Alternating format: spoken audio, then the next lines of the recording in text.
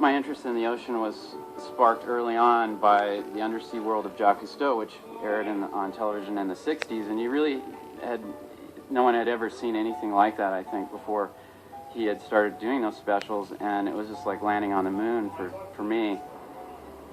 So after college, I got a job at what was called the Orange County Marine Institute, and now is known as the Ocean Institute in Dana Point, California. Harry Helling, the director, asked me to do a comic book about tide pool ecology. And so I came up with this idea of doing this comic book called The Intertidal Zone. And it starred basically all these invertebrate sea creatures from the tide pools in Southern California, such as sea star, barnacles, short crabs.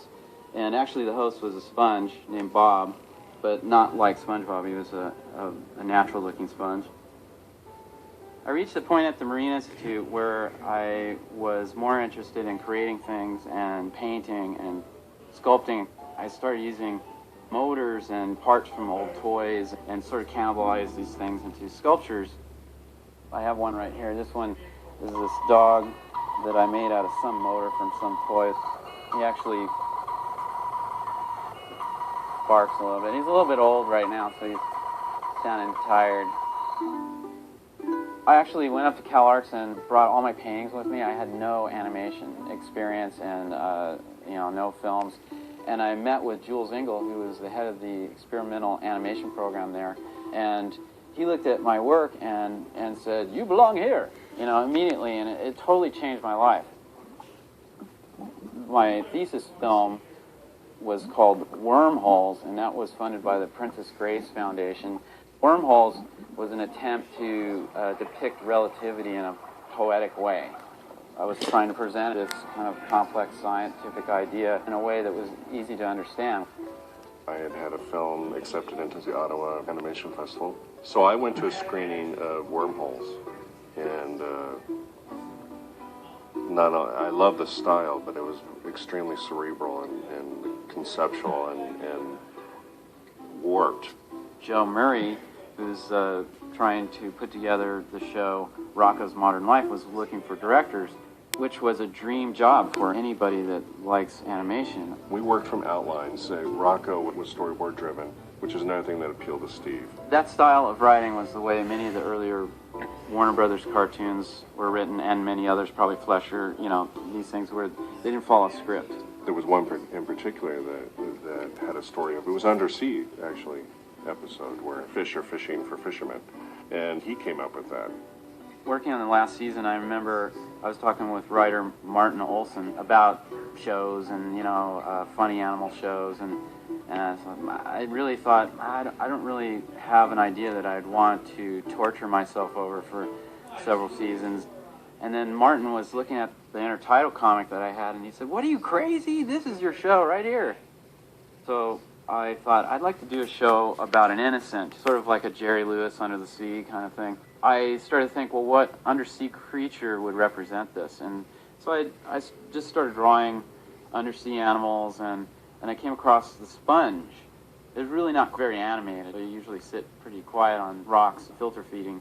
But it still seemed like a funny shape, so I started drawing these sponges, and then it dawned on me that there was a sink sponge, so I drew a square one, and I immediately locked on to the idea of this undersea nerd.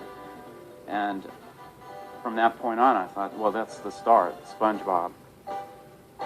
Two very important people in the genesis of the show SpongeBob were Derek Drymon and Nick Jennings, who were companions from Rocko. He was, at the time, the creative director of the show. And so that's the first time we got to write together and work together. Steve called me up and said that he was putting this pitch together and he needed a little bit of a couple of paintings to sort of lock in visually what's going on for the background style. I actually hired those guys to come over to my house and help me develop this pitch Bible, which is what most people, when they pitch an animated show, they come up with some kind of information about the design and the concept and story ideas. And so Derek and Nick came over, and I would basically work with Derek on the concepts, and then Nick on the other side was working on the art for the Pitch Bible. I paint much tighter, render a lot more than we ended up stylizing SpongeBob. And Steve's paintings were exactly the opposite. They were super loose, super rough, and really fun to look at and really colorful. It took a while for me to sort of get into that sort of idea of keeping looser and, getting as loose as possible.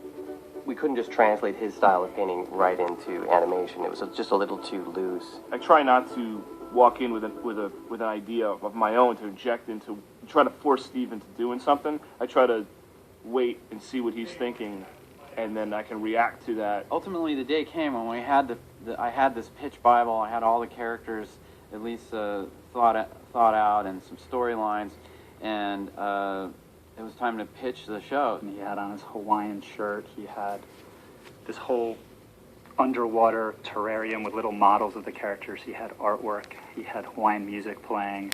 Also had recorded a version of the theme song just with me singing into a tape recorder, and I implanted it into the shell so that when you lift it up, it plays the theme song. It was pretty amazing. I'd say one of the cardinal rules when you're pitching is to just get people in the room to laugh, get their attention, get them excited. I guess I was just trying to do anything to make them think this is weird and let's take another meeting. I think one of the most amazing things about his initial pitch, after all the funny stuff, he had character descriptions and an overview of the world that it was so complete. He knew who his characters were.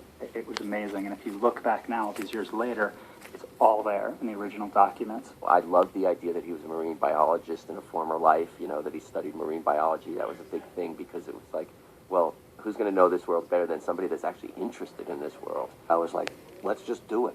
I don't know what this sponge is, but let's do it. They decided to give us money to write a storyboard, and let's see what happens with this. So we had 2 weeks to write the pilot episode. And I came into the room, and there up on the wall was these extraordinary storyboards everywhere.